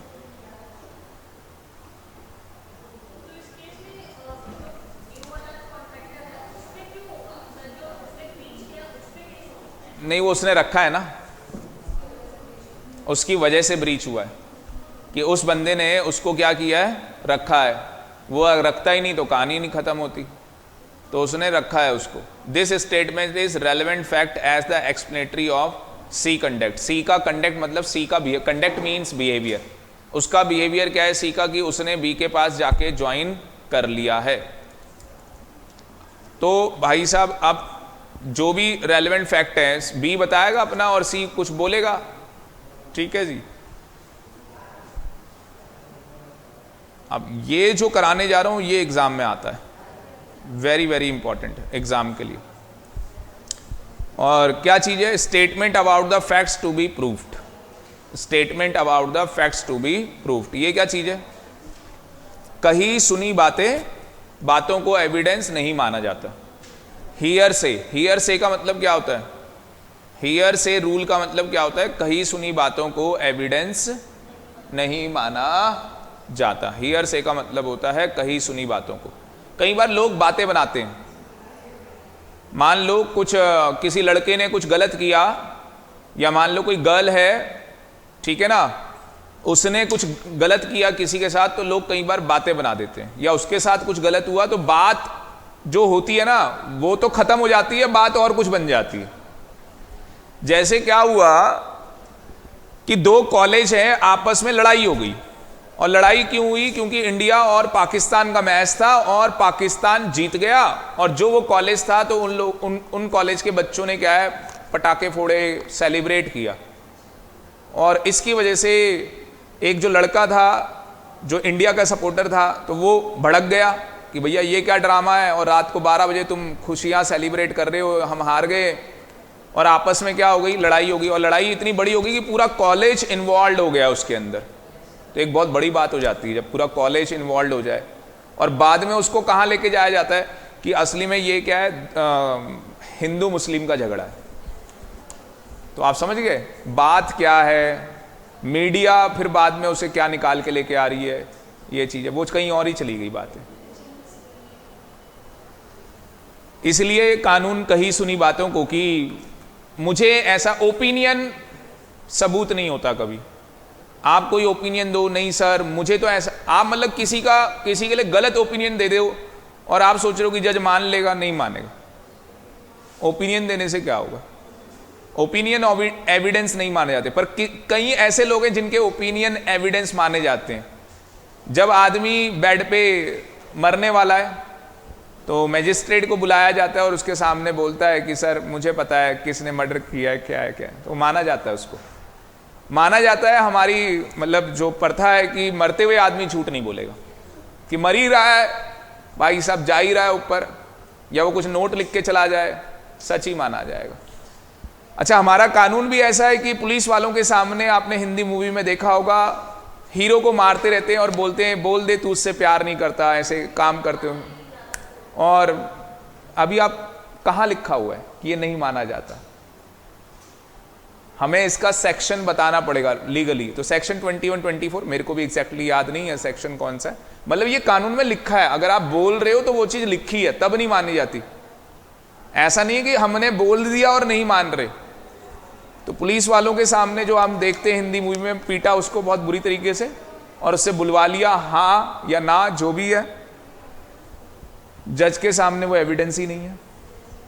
हमारे एविडेंस एक्ट में अभी आपको देखने को मिलेगा, और जब नहीं है तो नहीं है, ठीक है ना। क्योंकि हम मान सकते हैं कि ऐसा पुलिस के डंडे दिखा दिए उसको, या उसको धमकाया गया, नहीं बोलेगा तेरी फैमिली ये कर देंगे वो कर देंगे। भाई साहब ऐसी धमकियां दी जा रही हैं उसको, तो भाई कोई भी आदमी, तुम गनी उसके रख दोगे पॉइंट में, अब तुम पुलिस के स्टेशन में क्या कर रहे हो। तो मेरे ख्याल से तो आने वाले टाइम पे पता नहीं मेरे को अभी कि हर पुलिस स्टेशन में कैमरे अंदर तक लगे हैं या नहीं लगे हैं, ठीक है ना। जो भी है वैसे हालात तो अभी भी बुरे हैं, ठीक है। तो सबसे पहला इसके अंदर क्या है, इसके 3 एक्सेप्शन है, मतलब कहीं सुनी बातें क्या है एविडेंस मान ली जाएंगी। इसके 3 क्या है एक्सेप्शन। इन केसेस के अंदर इनको एविडेंस मान लिया जाता है। ये देखो बंदा कहाँ है, डेथ ऑफ बेड, मतलब मैंने ये लिखा है कि वो मर रहा है, ठीक है, और उस टाइम पे वो अपनी स्टेटमेंट दे रहा है। Hand writing expert, doctor, postmortem report है, यस और नो। तो इस केस में हैंड राइटिंग एक्सपर्ट है, वो कह रहा है हाँ इसी ने लिखा है, वो बोल रहा है ना इसी ने लिखा है, उसकी बात को माना। एक उसका ओपिनियन ही तो है देखा जाए तो वो, पर उसको उसकी एक्सपर्टीज है ना भाई। पोस्टमार्टम है भाई साहब, प्रूफ हुआ कि वो गोली खिलाई थी या जो भी वो पॉइजन दिया गया था जिसकी वजह से डेथ हुई थी। और एडमिशन मतलब ये बंदूक मेरी है, और कन्फेशन मतलब इसी बंदूक से जज साहब मैंने मर्डर किया है, वो कन्फेशन है कि इसी बंदूक से मैंने मर्डर किया है। एडमिशन में बस वो ये कह रहा है बंदूक मेरी है, वो ये नहीं कह रहा मैंने मर्डर किया है, क्योंकि उसने मर्डर किया नहीं है एडमिशन के अंदर। तो ये 3 बातें समझ में आ गई। Examination question, ICSI favourite question देता है क्वेश्चन। आगे जी बात समझ में, कोई डाउट है इसके अंदर?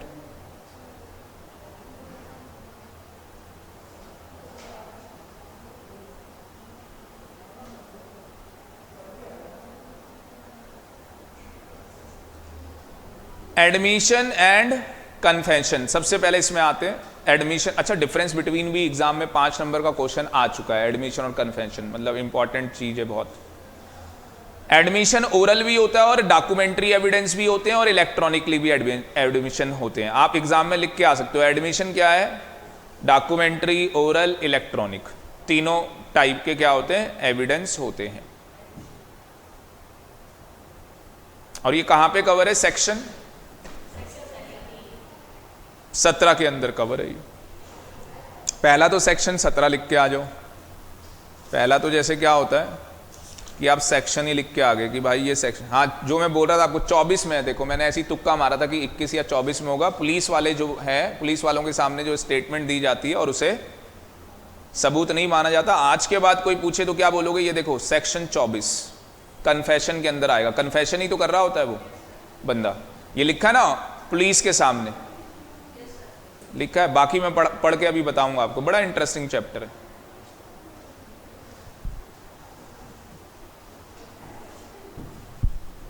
तो सबसे पहले जो हम यहां पे कर रहे हैं वो एडमिशन कर रहे हैं। अब देखो कैसे कैसे करेंगे एडमिशन को। सबसे पहले एडमिशन बता दिया हमने, हाँ सर बता दिया हमने। क्या क्या बताया बोलो बच्चों, ओरल एडमिशन है, डॉक्यूमेंट्री एडमिशन है, इलेक्ट्रॉनिक फॉर्म एडमिशन है।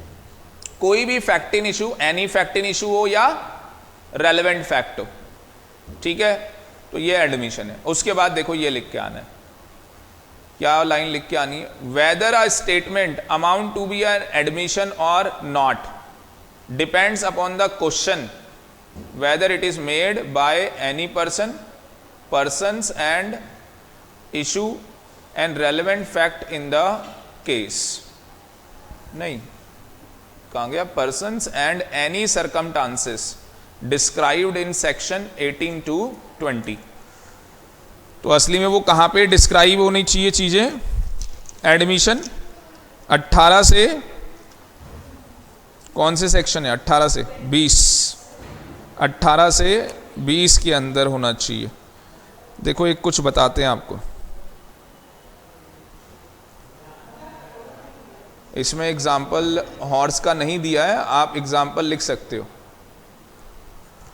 असली में जब मैंने पहली बार JIGL पढ़ाया बच्चों को तो मैंने LLB का एविडेंस पूरा ही पढ़ डाला भाई साहब। बच्चे का सर इतने की जरूरत क्या थी, मैंने कहा मेरा मन किया पूरा आपको एविडेंस एक्ट कराना है, मैं पूरा ही पढ़ लेता हूँ। और ग्रुप 2 में भी लड़का आता है, उनका पूरे पेपर हैं 100 नंबर के, evidence act 100 number paper, CRPC 100 number, CPC 100 number. तो आप समझ सकते हो भाई साहब। उतना पढ़ लो भाई। तो हमारा तो क्या है ना, थोड़ा सा बस उसका दे दिया तो बहुत हल्का हो जाता है। तो इसमें क्या है, एक एग्जाम्पल है। एग्जाम्पल क्या है, ए ने बी को क्या बेचा, घोड़ा बेचा, घोड़ा, रेस में दौड़ने वाला घोड़ा।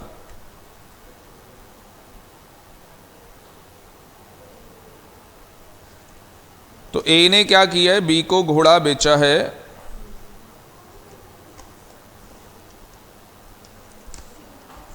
और सी को बताया कि जो घोड़ा बेचा गया है वो क्या है,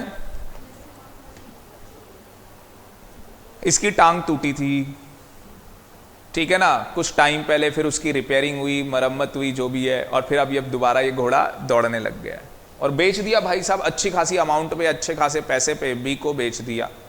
तो क्या सी आके बता सकता है, सी आके एडमिशन दे सकता है? Yes, it is a oral evidence. वो आके बता सकता है सर मुझे पता था ना इसकी क्या है, टांग टूटी थी सर जब ये घोड़ा बचपन में छोटा था, ठीक है।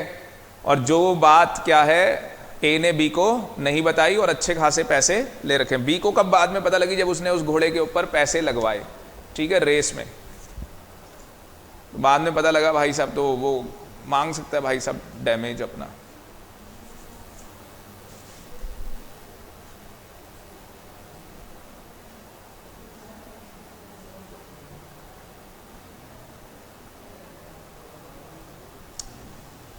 कहते हैं whether it suggestions are inference. Inference का मतलब क्या, ओपिनियन, मतलब कि ओपिनियन सही है या गलत है, वो फैक्ट इन इशू और रेलेवेंट फैक्ट को देख के पता लगेगा।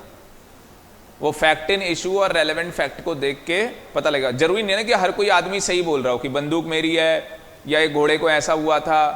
जैसे वो उस मूवी के अंदर होता है जॉली एलबी में, वो विटनेस वो बनाया, वो लॉयर बनाता है, वो विटनेस झूठा विटनेस बनवाता है ना उसको, अगर आपने देखा हो, है ना, तो झूठा बनवाया जाता है उसको कि भाई तू ऐसा कर, क्योंकि वो उसको पूरे पैसे नहीं दिए थे उसने, तो इसकी वजह से वो वकील जानबूझ के ऐसा करता है कि झूठा विटनेस बनवाता है और वो चौड़ा हो जाता है वो हीरो हमारा कि चलो जी PIL फाइल करता हूं, ठीक है ना।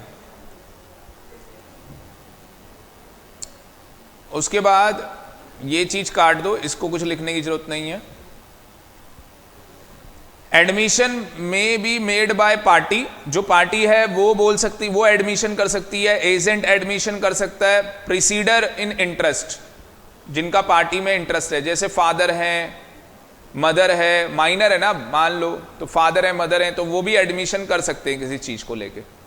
तो माइनर के केस में एडमिशन कौन कर सकता है, फादर और मदर कर सकते हैं। पार्टी भी कर सकती है और एजेंट भी कर सकता है। By a person having joint propriety और पिकुलरी इंटरेस्ट। पिकुलरी का मतलब तो आपको पता है मनी से रिलेटेड है जो।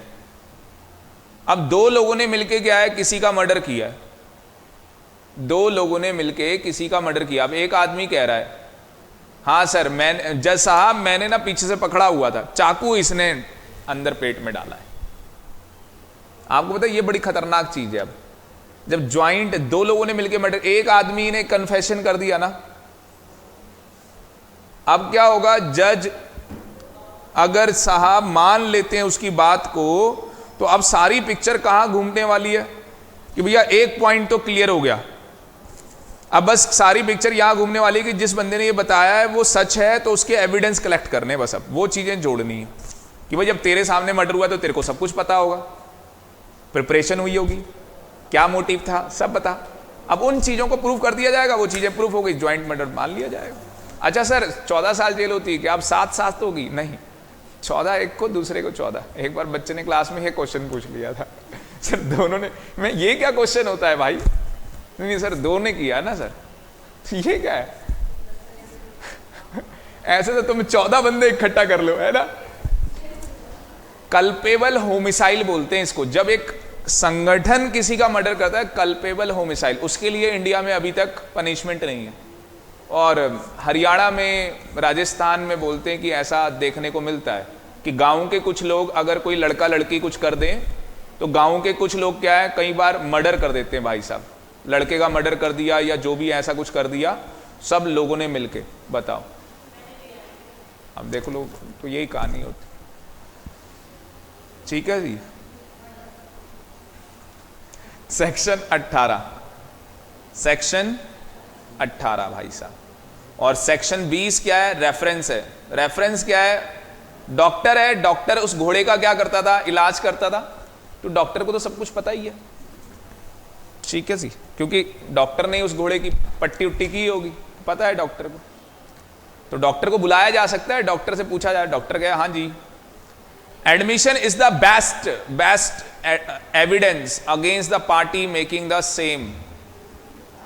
तो जो पार्टी इन्वॉल्व है उसके अगेंस्ट में भी हो सकता है एडमिशन, यस और नो। और कई बार क्या बोला गया? अनलेस अनट्रू और made under the circumstances which does not made it binding on him. मतलब देखो, एडमिशन बोला है जो जिसके साथ हुआ वो। सिम कार्ड का यहां पे मैंने एग्जांपल लिया, वही कि आपका सिम गुम हो गया, टेररिस्ट एक्टिविटी में वो इन्वॉल्व हो गया, गलत एक्टिविटीज में आपका नंबर यूज हुआ।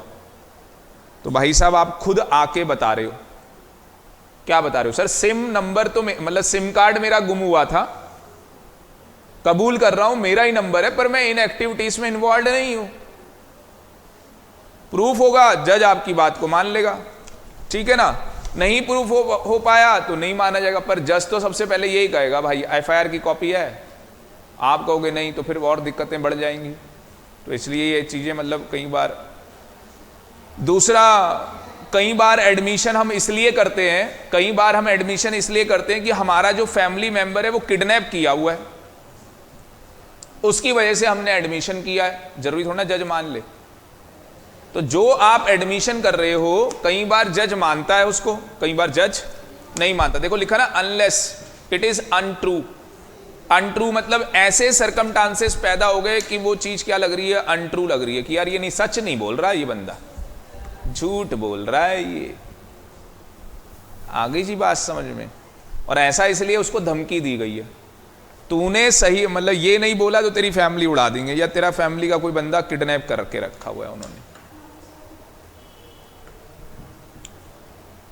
Admission by government is merely relevant and non conclusive. अगर गवर्नमेंट कुछ एडमिशन देती है, मान लो किसी के लिए गवर्नमेंट ने कुछ एडमिशन दिया, ठीक है ना, सरकार ने किसी के लिए कोई एडमिशन दिया, तो वो कंक्लूसिव नहीं होता। मतलब मान लो राहुल गांधी जी हैं या कोई वैसा आदमी है, सरकार उसके लिए कुछ एडमिशन दे रही है, तो वो जज उसे कंक्लूसिव नहीं मानेगा, वो जज की मर्जी है, माने या ना माने, कंक्लूसिव नहीं है। अनलेस, तब तक नहीं जब तक क्या है?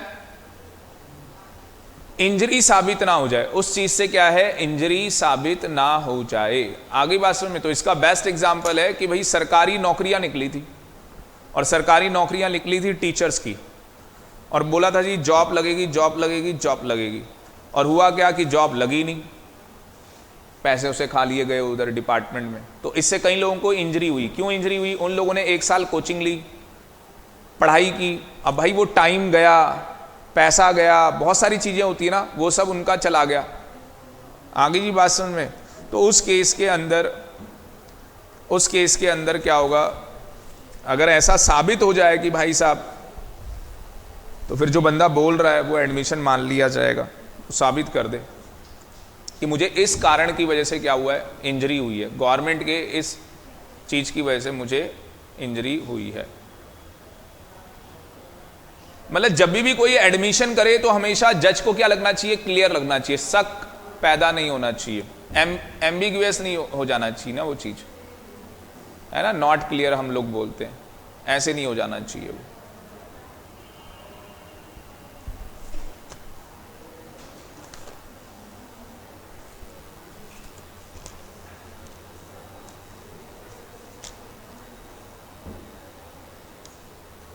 तो अगर मेरे को टाइम मिला तो मैं आपको एडमिशन का लिख के भी भेज दूंगा, पर मैं आपको बोलूँगा कि आप लोग एडमिशन के अंदर, 1 मिनट, हाँ ये देखो यहाँ पे क्या लिखा हुआ है, all statements made in plaint, plaint मतलब समझ गए, civil suit, are admissible as evidence. Civil suit होता है तो स्टेटमेंट्स को एविडेंस मान लिया जाता है, however not bound to accept all the statement. मैंने आपको बार बार यही बात हो रही है, कोर्ट की मर्जी है, जरूरी नहीं है कि वो सारी आपकी स्टेटमेंट्स को एडमिशन मान ले, ठीक है, कुछ को क्या कर सकती है, रिजेक्ट भी कर सकती है। Admission means conceding something against the person, मतलब क्या मैं बोल सकता हूं, admission is always against the person. मैंने ऊपर एक लाइन लिखी है, admission is always against the person and not in favour, and not in favour, and not in favour. तो क्या ऐसा हो सकता है? हाँ जी, एडमिशन जो है वो क्या है, always against the person and not in favour, but sometimes क्या है, सेक्शन 21 उसकी क्या है, एक्सेप्शन भी बताता है। तो हम कह रहे हैं एडमिशन हमेशा क्या होता है, अगेंस्ट में होता है, फेवर में नहीं होता। पर सेक्शन 21 क्या बोलता है, एक्सेप्शन बोलता है, जहां पे वो कहता है कि वो क्या हो सकता है, फेवर में भी हो सकता है। मतलब बंदूक तो सर मेरी है, पर मैंने थोड़ी ना मर्डर किया, तो उसके फेवर में है ये एडमिशन। आ गई बात समझ में, ये उसके फेवर में। तो आप इसको ना नोट्स में लिख सकते हो। नोट में कैसे लिख सकते हो, मैं केवल इस पैरा के लिए नोट्स लिखवा रहा हूं। Proof of admission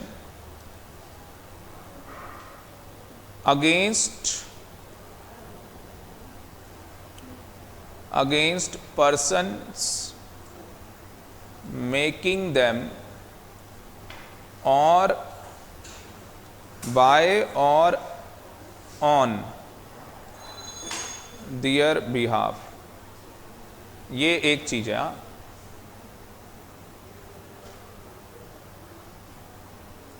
as per section 21।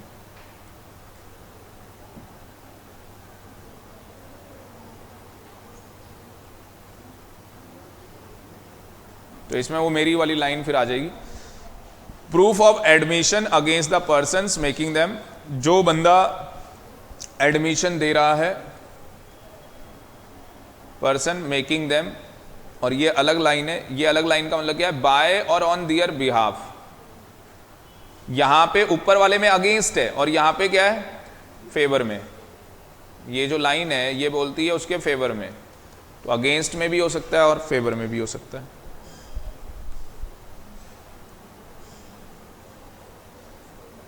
मतलब वही है ना, आप कह रहे हो कि ए ने मर्डर किया है, ए कह रहा है मैं तो लंदन में था, ये देख लो वहां के लंदन का जो होटल है वो देख लो, वीजा देख लो, सब कुछ देख लो, कहानी खत्म हो गई।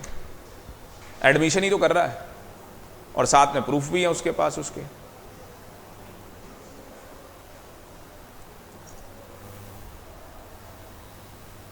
तो इसके बाद ये लाइन लिख सकते हो, admission is always against the person and not in favour, favour में नहीं होता। बट फिर नीचे एक लाइन लिखोगे, हाउएवर, क्या लाइन लिखोगे, however there is an exception in the following case, there is an exception in the following case, मतलब कि एक्सेप्शन हो सकती है in the following case.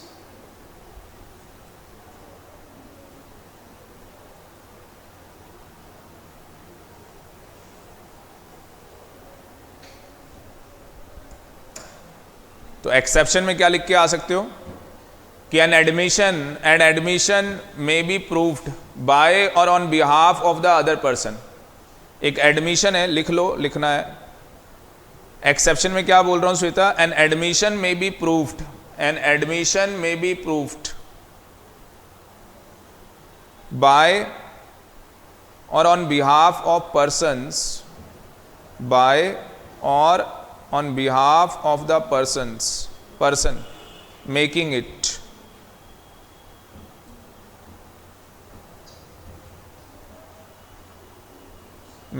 comma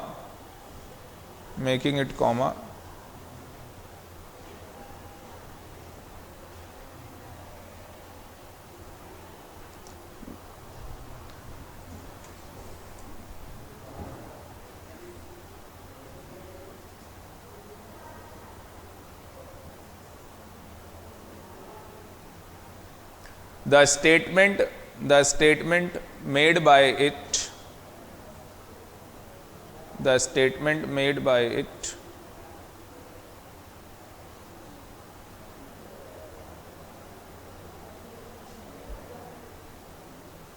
comma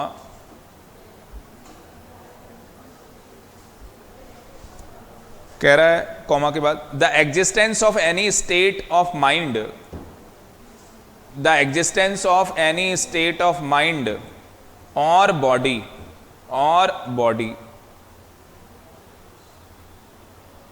comma any state of mind और body comma relevant fact और fact in issue, relevant fact और fact in issue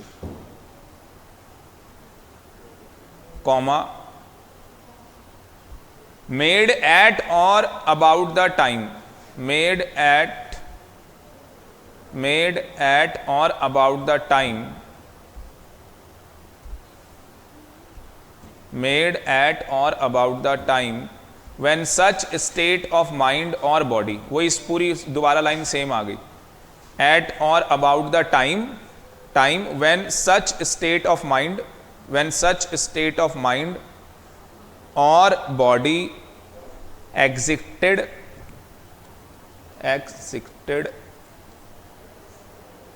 existed comma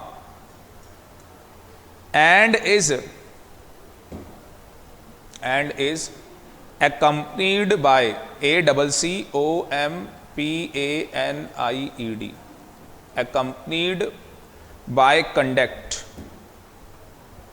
accompanied by conduct, ACCOMPANIED, accompanied by conduct, rendering its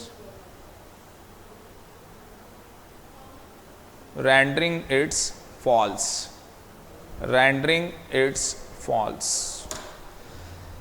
क्या बोल रहा है, executed and is accompanied by conduct rendering its false, मतलब कि वो कह रहा है कि भाई एक्सेप्शन के अंदर प्रूफ कर रहा है, वो क्या है, प्रूफ बाय और on behalf of the person, वो बंदा प्रूफ कर रहा है अपने फेवर के अंदर कि ये जो भी existence of state of mind है और बॉडी ऑफ रेलेवेंट फैक्ट है और इशू ऑफ फैक्ट जो इसके अंदर लिया जा रहा है, ऐसा सोचा जा रहा है या ऐसी चीजें बोली जा रही हैं कि ये आदमी था, माइंड का मतलब सोचा जा रहा है, बॉडी का मतलब कि ये आदमी था, वो सब कुछ क्या है, फॉल्स है, गलत है, मैं तो था ही नहीं, मैं तो लंदन में था। तो एग्जाम्पल लिख लेना कि ए के ऊपर आरोप है कि इसने बी का मर्डर किया है और ये केस है, कलकत्ता में ये मर्डर हुआ है, पर रियलिटी ये है कि ए लंदन में था उस दिन और वो डे टाइम, मैंने कहीं पे डे टाइम की भी बात की, टाइम है ना, एट और अबाउट द टाइम, उस टाइम पे तो वो लंदन में था, असली में फ्लाइट पकड़ के आ गया, ठीक है ना, मर्डर 2 बजे हुआ है, वो 4 बजे इंडिया में, ठीक है ना, चांस ऑफ मैटर है भाई साहब। तो ये एक एक्सेप्शन है, मतलब कि एडमिशन में है तो अगर ये चीज प्रूफ हो जाए तो वो बता सकता है, मतलब वही सिम कार्ड की बात हो रही थी भाई साहब, एडमिट तो कर रहे हैं सिम कार्ड मेरा है, पर सर मैं इस एक्टिविटी में इन्वॉल्व नहीं हूं, तो उसके लिए तो कुछ प्रूफ करना पड़ेगा ना, मैं नहीं हूं इन्वॉल्व, तो कि सर जिस दिन ये एक्टिविटी हुई, आप देखो उस टाइम पे भी तो मेरा फोन क्या है, बिजी है, जिनको बिजी आप उनसे बात करो, है ना, हाँ वो सारी चीजें आ जाएंगी। लास्ट टॉपिक है कन्फेशन, बस फिर छुट्टी, 3 मिनट आपको बोले थे, 12:30, 2 मिनट रहेगी। कन्फेशन क्या है, 24 से 30, बड़ा अच्छा है ये भी। अच्छा ये लास्ट वाली लाइन भी लिख लेना इसकी, ओरल एडमिशन ये सब लिख लें। उसके बाद कन्फेशन क्या है, तो कन्फेशन क्या है जी, आपको पता ही है, कह रहा है however does not define the confession but include, मतलब लॉ ने डिफाइन नहीं किया कन्फेशन क्या होता है, लॉ के अंदर ये डिफाइन नहीं है, पर कहते हैं कन्फेशन किस चीज को इंक्लूड करता है, काइंड ऑफ एडमिशन। स्पीसियस का मतलब होता है काइंड ऑफ एडमिशन। कन्फेशन क्या है, एक स्पेशल फॉर्म है किसकी, एडमिशन की। Confession must be an admission but every admission may not be an amount of confession. तो मैंने आपको कुछ बताया था शायद, और मैंने आपको क्या बताया था, एडमिशन और ये कन्फेशन। जो कन्फेशन है वो एडमिशन है या नहीं है, पर जो एडमिशन है वो जरूरी नहीं है कि कन्फेशन हो, ठीक है जी। तो ये इसको भी आप लिख के आ सकते हो उसमें। और 3 है जहाँ पे कन्फेशन एक्सेप्शन है, 3 एक्सेप्शन जहाँ पे कन्फेशन नहीं माना जाता। तो ये यहाँ पे आप कन्फेशन लिखा है मैंने, फिर मैंने कोट लिखा है और उसको काट दिया, मतलब कि माना नहीं जाएगा। पहला शिखा बताएगी, समझाएगी क्या है पहला। पता नहीं क्या है भाई, तुम किसी दुनिया में थे तो मैंने कहा तुम्हें पकड़ लेते हैं, तुमसे ही पूछ लें। ये पहला पॉइंट बेटा बताओ क्या है, समझाओ जरा।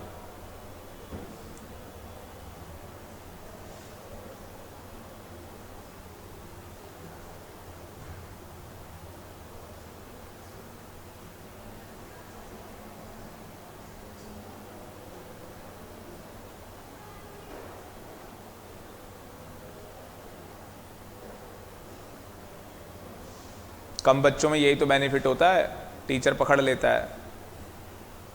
ज़्यादा बच्चे बैठे हो तो उसे भी मतलब नहीं होता क्या करना है किसी को पूछ के।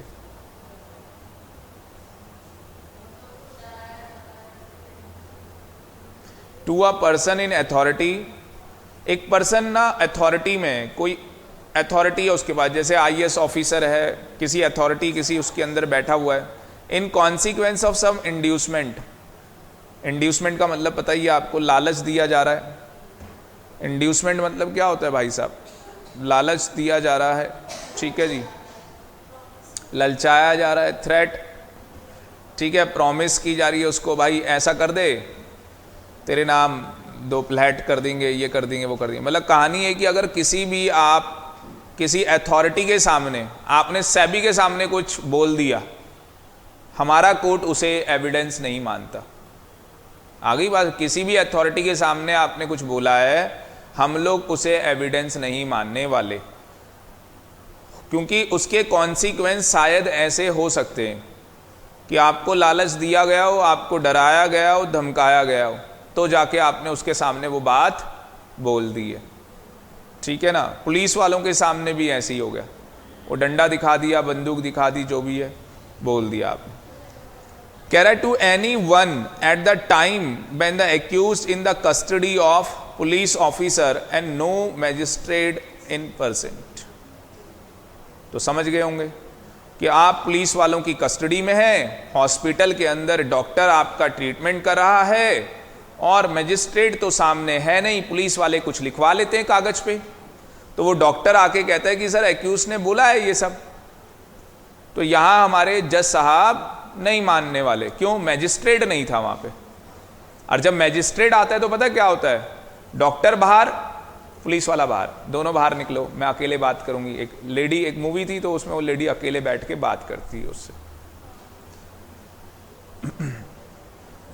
अब मूवी में अगर बाई चांस ऐसा हो कि पुलिस वाला भी खड़ा है, मैजिस्ट्रेट भी है, डॉक्टर भी है, तो समझ लेना मूवी के अंदर ये मसाला है, समझ गए। जैसे वही चीज, वो मसाला बनाते हैं वो भाई, मूवी कैसे बिकेगी। प्रोड्यूसर डायरेक्टर इनका कहना ही है कि हम मसाला नहीं डालेंगे तो मूवी बिकेगी कैसे, तो इसलिए हम लोग ऐसा करते हैं पब्लिक की इंटेंट। और हम तो पहले जब मूवी स्टार्ट हो रही होती तो हम लिख ही देते हैं, सारे काल्पनिक ये सब तो हम लिख ही देते हैं असली में। तो आप संजय दत्त की मूवी भी समझ सकते हो, वो उन्होंने उसमें भी लिखा था, ठीक है ना।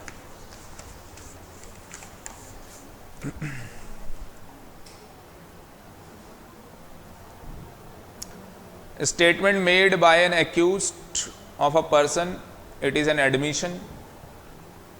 Admission is a evidence. Confession evidence only against the maker and against the another person who is jointly। देखो एडमिशन तो आपको पता ही है, जो है वो भी कर सकता है, दूसरे एजेंट भी कर सकता है, फादर मदर माइनर के केस में वो भी कर सकते हैं, पर कन्फेशन वही करेगा जिसने मर्डर किया है या उसका को एक्यूज्ड करेगा।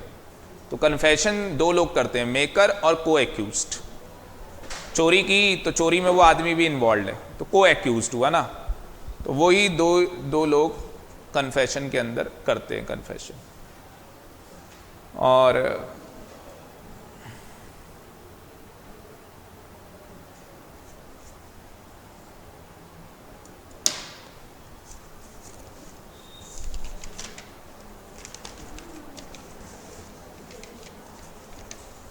तो कन्फेशन में हम लोग 2 लोग बोलेंगे, मेकर और को एक्यूज। उसके बाद कन्फेशन मजिस्ट्रेट के सामने होता है। कन्फेशन कहां पे होता है? मजिस्ट्रेट के सामने होता है, लिखा है इन फ्रंट ऑफ मजिस्ट्रेट। और नेटिव स्टेट होनी चाहिए और कंट्री होनी चाहिए। नेटिव क्या होनी चाहिए? स्टेट और कंट्री, मतलब हमारी इंडिया की कंट्री होनी चाहिए। नेटिव स्टेट का मतलब इंडिया की कंट्री। तो वो एडमिशन उसने कहां पे किया हो? इंडिया में किया हो, ये नहीं कि बाहर, इंडिया के बाहर ना। उसके बाद अगर कोई भी कन्फेशन ऐसा है जिसके अंदर इंड्यूसमेंट किया गया है, थ्रेट किया गया है और प्रॉमिस किया गया है, तो वो क्या है? इररेलेवेंट है। वो क्या है? इररेलेवेंट है। तो वो कहां से आएगा? ये सब काट देना, ये सब कुछ करने की जरूरत नहीं है। यहां तक सीधे यहां से आ जाना कि सेक्शन 24 बोलता है कोई भी confession caused by inducement, threat और प्रॉमिस। तो इसकी क्या है? 6 एक्सेप्शन है जहां पे वो कन्फेशन क्या मान लिया जाएगा? इररेलेवेंट मान लिया जाएगा। तो इन 6 केसेस में कन्फेशन क्या है? इररेलेवेंट है, जिस उसे हम नहीं मानते, उसे हम नहीं मानते। तो कोई भी ऐसी, अच्छा ये एक कंडीशन है या सारी कंडीशन है? ऑल, ये सारी कंडीशन सेटिस्फाइड होंगी, 5 6 की 6 कंडीशन सेटिस्फाई होंगी तो जाके उस कन्फेशन को कन्फेशन नहीं माना जाएगा। पहली क्या है? एक ऐसी स्टेटमेंट है, स्टेटमेंट है जो आपने दी है कन्फेशन के अंदर। कन्फेशन जो हुआ है वो किसने दिया है? एक्यूज ने दिया है। पहले तो एक स्टेटमेंट होनी चाहिए, एक्यूज ने दिया हुआ हो। उसके बाद किसके सामने दी हो? कोई अथॉरिटी के सामने दी हो। जैसे मैंने बताया आईएएस है। जो वो कन्फेशन है वो ऑब्टेन की गई है। कैसे ऑब्टेन की गई है? लालच देके, उसको थ्रेट करके, उससे कुछ प्रॉमिस किया है। ठीक है, अगेन वही आ गया दोबारा से, है ना? इंड्यूसमेंट, थ्रेट, प्रॉमिस दोबारा आ गया, पर इस बार क्या है? मस्ट बी रेफर का केस है to charge against the accused person. तो सलमान खान का केस है इसमें, कार ड्राइविंग। तो यहां पे क्या रेफर है, मतलब कि हमने क्या कर दिया? नौकर, कि भैया नौकर था जो क्या कर रहा था? वो कार ड्राइव कर रहा था। बाद में आ गया जी 20 साल बाद सलमान खान ड्राइव कर रहा था। ये क्या ड्रामा हो गया? तो शायद नौकर को पैसे दिए हो, तू बोल।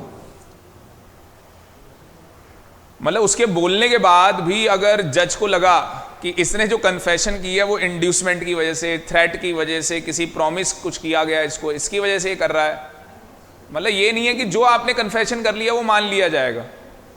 पहले ये 6 कैटेगरी को, मतलब ये 6 चीजों से आपको निकलना पड़ेगा बाहर। और लास्ट क्या है? कोर्ट का ओपिनियन है। रीजनेबल कोर्ट को लगता है कि आपके साथ ये जो इविल किया जा रहा है ये इसलिए किया जा रहा है कि उन्होंने बोला आपके फैमिली मेंबर को उठा लेंगे, इसलिए ऐसा आपके साथ किया जा रहा है, इसलिए आप कन्फेशन कर रहे हो कि हाँ सर मैंने ही कर दिया ये काम, ये ऑफेंस मैंने कर रखा है। कहाँ पे?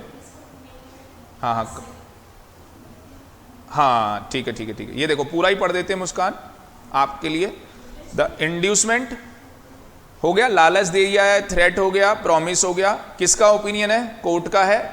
Sufficient to give the accused person grounds, मतलब जो भी आरोपी के ऊपर जो ये बातें चल रही हैं तो वो हमें उसके अंदर कोर्ट का ओपिनियन है कि उसको लग रहा है लालच दिया है, थ्रेट दिया है या प्रॉमिस किया है उससे कुछ, which would appear to him reasonable support that he would gain any advantage. शायद इससे क्या होगा, जो आरोपी है, ओ सॉरी आरोपी नहीं, मतलब इससे क्या हो रहा है, जो बंदा कन्फेशन कर रहा है उसको कुछ एडवांटेज हो रहा, उसको क्या हो रहा हो, कुछ एडवांटेज हो रहा हो।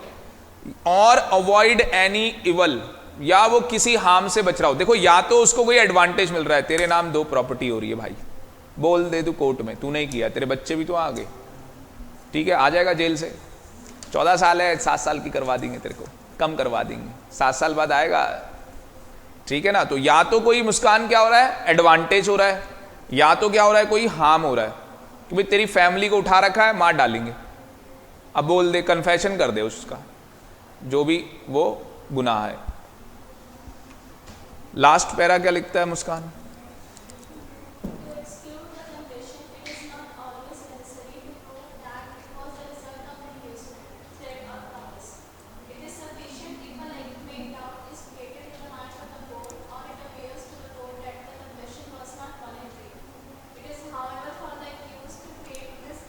समझ गए होंगे। बस एक बार जज साहब के दिमाग में, इसलिए तो राम जेठमलानी सारे केस जीत गया मर्डर के। एक शक भी पैदा कर दे अगर कोई वकील कि सर जो मेरा एक्यूज्ड है वो गुनहगार नहीं है, उसके दिमाग में बस एक डाउट लेके आ जाओ ना, क्रिएट अ डाउट, एक डाउट लेके आ जाओ, बस कोई भी एक बार डाउट लेके आ जाओ। अगर सीआरपीसी है, एक बार आप एक डाउट लेके आ गए जज साहब के सामने, दिमाग में एक डाउट आ गया, अब जब तक वो डाउट प्रूफ नहीं होगा तो वो एक्यूज्ड नहीं माना जाएगा। बार बार बोला है ना, इसी ने मर्डर किया, इसी ने किया। राम जेठमलानी ने सामने से बोल दिए कोई एक पॉइंट, अब वो चीज प्रूफ ही नहीं हो रही, जब तक वो चीज प्रूफ नहीं होगी कैसे मान लें? तो क्या है, लजिग्नेट डाउट, मतलब समझे, लेजिस्लेचर के सामने एक बार डाउट आ जाना चाहिए, या जज को लगे भाई ये वॉलंटरी नहीं दे रहा, वही वाली बात है, फिर ये इसे लालच दिया गया है, थ्रेट किया गया है, या इससे कुछ प्रॉमिस कर दिया गया है, उसकी वजह से ये दे रहा है ऐसा, इसकी वजह से कन्फेशन कर रहा है। तो एक होमवर्क है कि आप लोग कन्फेशन और एडमिशन में डिफरेंस लिखना, 5 नंबर का क्वेश्चन आता है एग्जाम में, बाकी हम लोग नेक्स्ट क्लास में करेंगे, ठीक है।